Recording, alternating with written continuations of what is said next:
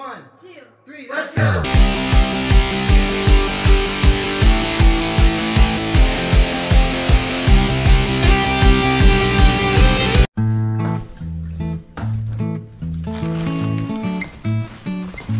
Yun mga Repax, kumusta po kayo? Ngayon ay day 2, week 2 ng ating project dito sa aming bahay, no? Mga Repax, kaya hindi tuloy-tuloy yung trabaho kasi meron tayong regular na trabaho. Tapos yung mga basura na inaalis ko dito sa aming kisame, pinagkakasya ko lang dun sa tapunan namin ng basurahan na kinukuha every week, every Monday. So unti-unti lang talaga. At the same time, wala pa rin namang gagawa. Busy pa yung mga kaibigan natin, tsaka yung si Kuya Bong, kasi siya yata yung gagawa dito. Pero we'll see, kasi medyo busy din siya. Kaya ngayon, pangalawang linggo, tutuloy ko lang alisin to, yung kalahati, and then yun muna yung kaganapan today. Day 2 ng ating sunroom renovation. Let's go. Chacha na. Alright, ang init niya mga Repax, pero it's a good thing kasi summer pa. Pag nag-winter na, yan na naman. Hinahabol din namin mga Repax kasi pag taglamig na, wala na. Yan. So, ituloy na natin. Chacha na.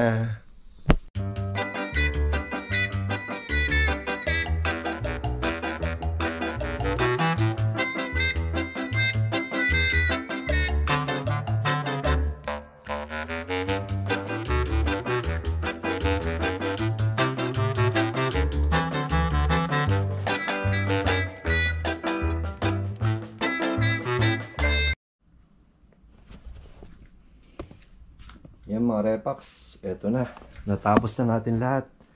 Pero mga Repax, mukhang malayo pa tayo sa katotohanan. Kasi nakita natin mukhang may tulo. Siguro yung dating gumawa nito, tinakpan lang para hindi mapansin. Kaya mababa yung nilagay niyang ceiling, tsaka yung pang office.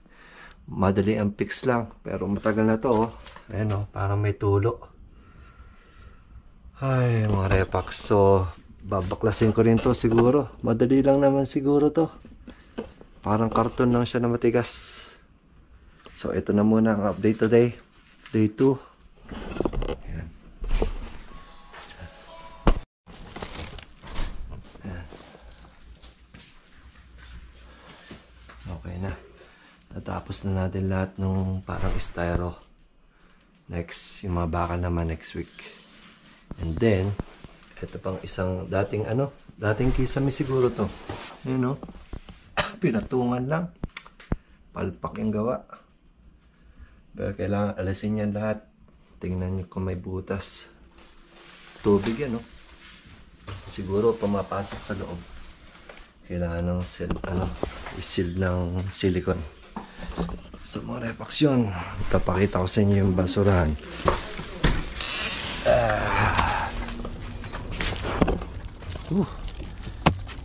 At least kahit paano, kada isang linggo may nagagawa tayo nang hindi tayo gumagastos.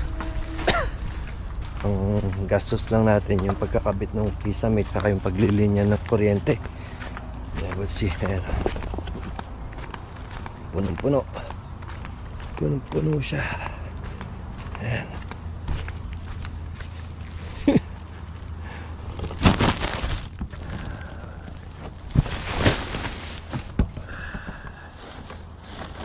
Puno siya. Diba? Puno. Silaw. Mga halaman. Napasok. Meron kaming mga halaman sa kwarto Nilalabas ko pag sa umaga para maarawan. Habang may init. Kasi pag nag-winter, hindi na siya makakalasap ng ng makakalasap ng araw. Yun muna ang kaganapan ngayon, day 2 mga Repax, week 2. Cha-cha! Good morning mga Repax. Isang magandang umaga sa inyong lahat. Yan, nandito na naman tayo sa ating munting project. Day 3, week 3. So every week, day 1 natin, day 2, day 3 na ngayon, no? 3 weeks na rin tayo. Kasi nga, hindi natin ma-focus masyado at may trabaho rin tayo, no? Kada weekends lang pag wala tayong pasok. So ang gagawin natin ngayon ay tatanggalin natin itong mga bakal na pinaglagyan ng ceiling natin. Yan. And pag may time pa tayo, papaklasin din natin itong dati niyang ceiling. Alright. Ngayon ko lang gagawin to. So hindi ko alam kung paano, pero kailangan natin simulan para matapos. Samahan niyo ako mga Repax. Day 3, week 3. Chacha na, let's go! Yung mga Repax, madali lang pala to. Hindi ko alam kung anong tawag dito, pero para siyang bakal na manipis. So nakadugtong lang pala siya dito. Akala ko naman nakakabit. So meron siya ditong hook. Pagka inano mo yan, tinanggal mo na yung hook na yan, yan, makakalas na siya. Yan. Nga pala mga Repax, maikwento ko lang, no? Dito sa amin, sa Amerika o sa US,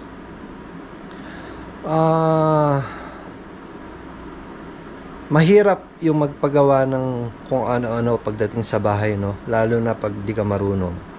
Kaya kailangan dito matutunan mo lahat. Kahit papaano, pag may bahay ka, dapat marunong ka rin gumawa. At same time, kailangan meron ka rin kakilala na gagawa. Kasi kung aasa ka sa mga nangongontrata na mga kumpanya na gumagawa talaga ng bahay, mapapamahal ka. Kasi dito, halimbawa, papagawa ka na ito ng isang kwarto. Yung electrical, iba pa yung gagawa nun. Yung plumbing, iba pa yung gagawa nun. Yung sa ceiling, iba pa yung gagawa nun. Yung sa flooring, iba pa yung gagawa nun. So, sa madalit, salita, tama ba yung wordings ko? Sa madaling salita, lahat ng gagawin mo, meron talagang specialty na gagawa. Lahat ng papagawa mo, meron talagang specialty na gagawa. Which is napakamahal. At pinakaunang problema,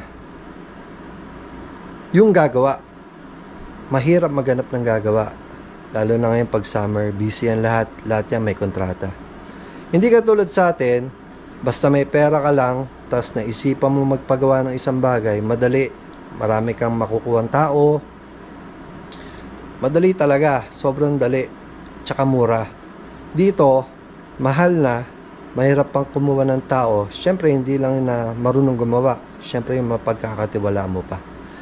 Kaya yun, isa sa mga hindi naman problema, pero totoong nangyayari dito sa US sa mga homeowners pag magpapagawa ka ng kung ano-ano sa bahay mo, at lalong-lalo na pag wala kang kaalaman, mahirap talaga. Kaya kayo, habang nasa Pilipinas kayo at may pagkakataon kayong mapunta sa ibang bansa, pag may nakita kayong gumagawa, bubong, nagpaplatada, naghuhukay, electrician, tobero, manood kayo. Baka pagdating ng panahon, mapunta kayo na ibang bansa, ma-apply nyo. Yun lang mga Repax. So, simulan na natin. Chacha na!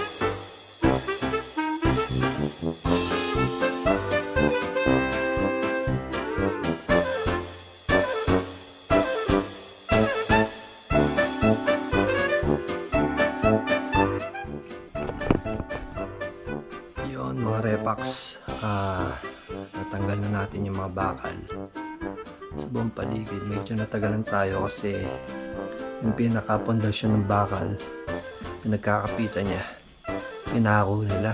So nahirapan akong tanggalin.